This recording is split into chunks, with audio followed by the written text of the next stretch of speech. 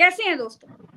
भाजपा बड़ी अवसरवादी पार्टी है ना। ना, ये मैं नहीं बोल रही, ये आज नुक्कड़ नुक्कड़ पर यही चर्चा हो रही है। लोग यही कह रहे हैं कि भाजपा किसी की सगी नहीं है।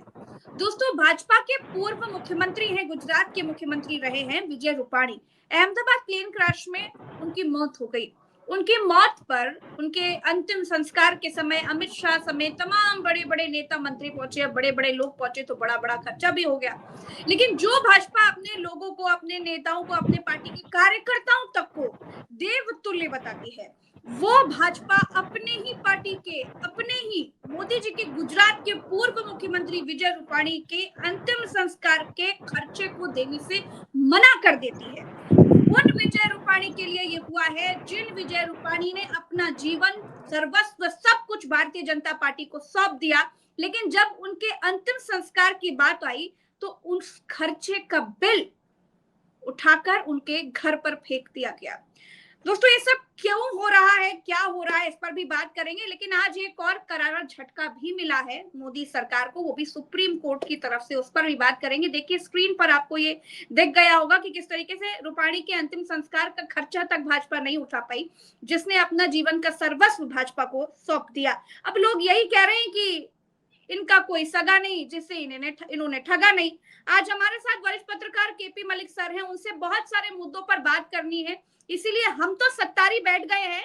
और आज केपी मलिक सर, हमें आप पूरा समय दीजिएगा, आपसे बहुत सारे मुद्दों पर बात करनी है। पहले तो विजय रूपाणी के केस में जो कुछ हुआ, मतलब दुनिया के पक्ष हो चाहे विपक्ष हो, हर किसी को, एक एक नागरिक को शर्मिंदगी महसूस हो रही है कि भाजपा ऐसी है, इतनी स्वार्थी, इतनी अवसरवादी। और दूसरा, ये जो सुप्रीम कोर्ट ने तगड़ा झटका दिया, और तीसरी तरफ राष्ट्रीय अध्यक्ष पर बात करे बिना आज हम आपको जाने नहीं देंगे। केपी मलिक सर, पहले बताइए कैसे है हाल चाल, स्वास्थ्य बढ़िया है आपका?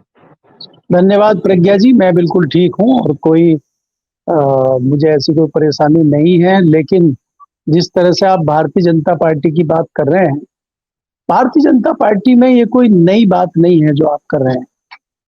देखिए, जब कोई लड़ाई होती है और उसमें सेना लड़ती है और उस लड़ाई में कोई घोड़े को पैर में गोली लग जाती है, उसको बोलते हैं लंगड़ा घोड़ा हो गया है या वो घायल हो गया है, चल नहीं सकता है, तो सेनापति उसको गोली मार देता है, यानी कि वो किसी काम का नहीं है। भारतीय जनता पार्टी भी ऐसे ही लड़ाई लड़ती है और वो आज से नहीं लड़ रही है। लेकिन अपने आदमी से कोई कफन का पैसा मांग लेता है क्या? नहीं, मैं उसी पे आ रहा हूँ। भारतीय जनता पार्टी के लिए आप अडवाणी जी से बड़ा उदाहरण तो है नहीं। अडवाणी जी ने जितना भारतीय जनता पार्टी के लिए किया और आज वो जिन परिस्थितियों में है, तो भारतीय जनता पार्टी के इस लेवल के व्यक्ति के साथ इस तरह का होना मुझे तो लगता दुर्भाग्यपूर्ण है और लंबी फेरिस्त है। उसमें मुरली मनोहर जोशी भी हैं। तो अब आप जिस मुख्यमंत्री की बात कर रहे हैं गुजरात के, आपको याद होगा आनंदीबेन पटेल को हटा के उनको बनाया गया था। बिल्कुल। और आपको ये भी याद होना चाहिए कि वहां पे किस प्रकार से, याद है सर जी, किस प्रकार से वहां पे दो गुटों का साम्राज्य चलता है गुजरात में, दो लोगों की वहां पे राजशाही चलती है, वो भी आपको याद होना चाहिए। और ये दुर्भाग्यपूर्ण है कि जिस प्रकार से एक हादसे में उनकी जान गई है और उन्होंने पूरा जीवन अपना पार्टी में लगाया। यहाँ तक कि आपको जानकारी है कि नहीं है पता नहीं है, मैं दर्शकों के लिए भी बता दूं, उनकी जो पत्नी है वो भी भाजपा में ही है। वो भी जो संगठन है आरएसएस के, उसमें ही लंबे समय से काम कर रही थी, वहीं पे इनकी शादी भी हुई थी। इनका पूरा परिवार संघ और आरएसएस और बीजेपी से जुड़ा रहा है। और उनकी जो अंतिम यात्रा है या उनके संस्कार का जो खर्चा है, पार्टी ने पहले तो बढ़ चढ़ के संस्कार किया उनका, बड़ी बड़ी यात्राएं निकाली, बड़े बड़े टेंट लगाए, बड़ी बड़ी व्यवस्थाएं की, और बाद में जब बिल देने का नंबर आया तो कह दिया जाके उनके परिवार से लो।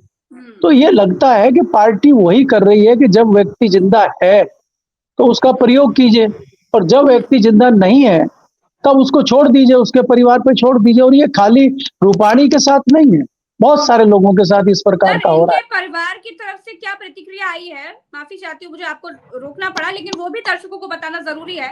उन्होंने लिखा है कि, मतलब उन्होंने बोला है कि पैसे का सवाल नहीं है, लेकिन बीजेपी का ऐसा रवैया बेहद तकलीफदेह है और बेदर्दी भरा है। पार्टी ने पहले कोई सूचना भी नहीं दी। अब सोचिए, इतनी ज्यादा लानत मनालत वाली बात ये हो गई है, इतनी शर्मिंदगी, इतनी छीछा लेदर कर दी है इस हरकत ने भाजपा की कि पूरी दुनिया थूक रही है। नहीं प्रज्ञा जी, हमें भारतीय जनता पार्टी की इस प्रकार की घटना पे, इस प्रकार के आचरण पे मुझे कोई ना आश्चर्य है और ना मैं कह रहा हूं कि कोई दुर्भाग्यपूर्ण स्थिति है। इससे बड़ी बड़ी चीजें भारतीय जनता पार्टी में हो रही हैं। अभी प्रधानमंत्री ने कहा था जब पहलगाम की घटना हुई थी कि भाई मेरी जो नसों में सिंदूर बह रहा है और बिल्कुल। हम जो है ऑपरेशन सिंदूर चला रहे हैं, और ये जो है ऐसा नहीं होगा कि पानी और खून एक साथ बहे। यस। पानी बंद कर दिया था पाकिस्तान का, और बिल्कुल। कल तो क्रिकेट के रन बह गए उसमें। रन बह सकते हैं, क्रिकेट हो सकता है, लेकिन हम पानी नहीं बह सकता। तो आप क्या जताना चाहते हैं, क्या करना चाहते हैं? क्रिकेट मैच क्यों हो रहा है, उसके पीछे कौन है, उसको कौन चला रहा है, रणनीति आपको देखनी होगी। भारतीय जनता पार्टी की सरकार आज है और वो तमाम इस तरह की चीजें कर रहे हैं, और भारतीय जनता पार्टी में बहुत पहले से इस तरह की चीजें होती रहती हैं। खाली रूपानी जी वाली घटना पे इस तरह से करना या सोचना मुझे नहीं लगता कोई आश्चर्यजनक घटना है। दिल्ली में आप देखिए जिस प्रकार से मुरली मनोहर जोशी जी के साथ हाल हो रहा है, दिल्ली में आप देखिए दूसरे तमाम नेताओं की लंबी फेहरिस्त है, जहां पे ऐश्वर्या पहले बार में आप सुमित्रा महाजन को स्पीकर बनाते हैं और बाद में उनको आप रिटायर करके भेज देते हैं जबरदस्ती। वो कहाँ है, क्या कर रही है, कोई नहीं पूछ रहा है। आपको एक घटना याद दिलाता हूँ, ये 89 की बात है जब वीपी सिंह प्रधानमंत्री बने थे जी। और भारतीय जनता पार्टी के सहयोग से ही वो बने थे। और उस टाइम पे ये हुआ था कि जो लंबे समय से एससी एसटी और ओबीसी की मांग चल रही थी कि मंडल आयोग की रिपोर्ट लागू की जाए, और उन्होंने लागू कर दी। वो देश के जो एक छोटा हिस्सा था उसको छोड़ के इतने बड़े लोगों की मांग थी, और कांग्रेस भी पूरी नहीं कर रही थी इतने लंबे समय से। तो इसलिए कांग्रेस भी दूध की धूली नहीं है। तब वीपी सिंह ने वो की, तब भारतीय जनता पार्टी ने तत्काल उनसे समर्थन वापस लिया, और भारतीय जनता पार्टी ने कहा कि अगर हमें इस चीज से बचना है तो हमें धर्म की ओर मुड़ना होगा। और वो यात्रा अडवाणी जी ने शुरू की थी, और उसके सारथी मोदी जी बने थे। और मोदी जी आज कहाँ हैं, भारतीय जनता पार्टी कहाँ है, अडवाणी जी कहाँ हैं?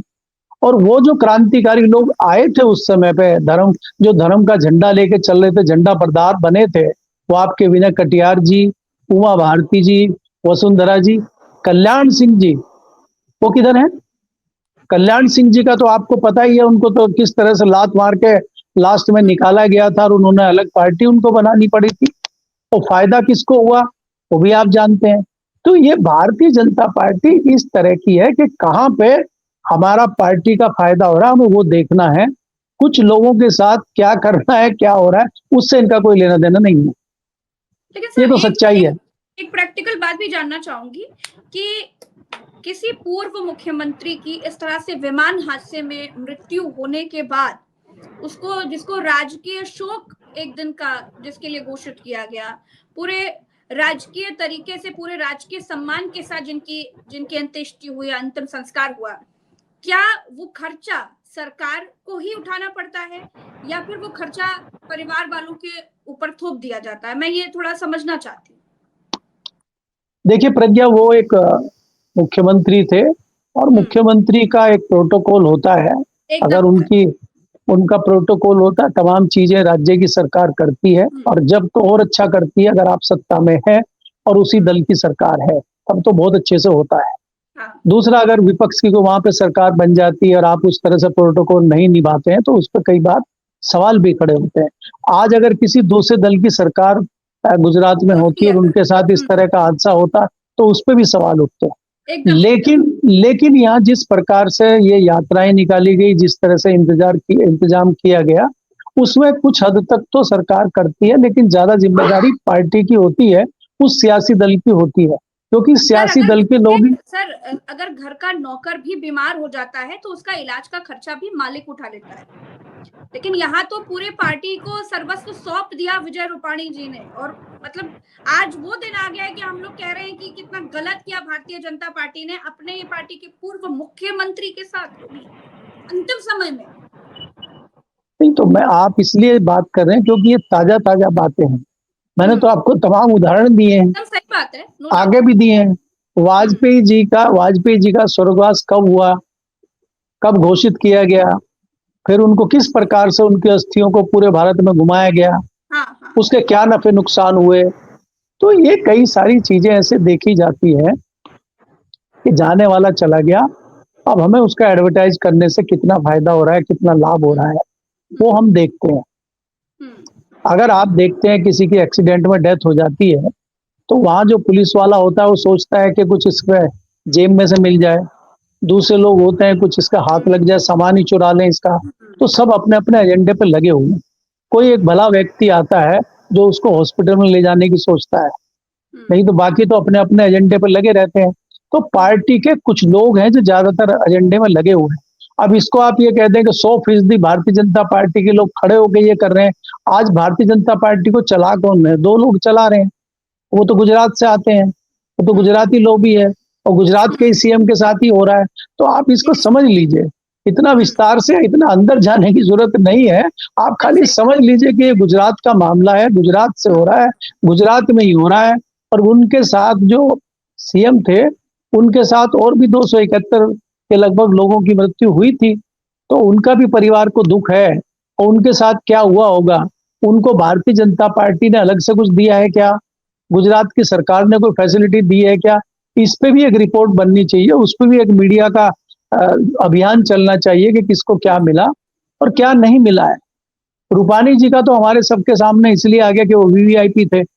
बाकी लोगों का भी आना चाहिए कि बाकी लोगों के साथ क्या हुआ। उसमें कई ऐसे व्यापारी और कई ऐसे लोग थे, उनका क्या हुआ? तो ये पार्टी में आपको समझना होगा कि कौन इसको चला रहे हैं और उसका कारण है रूपानी जी का। देखिए, आप खाली रूपानी जी पे जिस प्रकार से चर्चा कर रहे हैं, ये क्यों हो रहा है? ये बड़ा सवाल है। तो इसको क्यों का जवाब मैं नहीं दे सकता, ये आपको खुद ही समझना पड़ेगा। जी।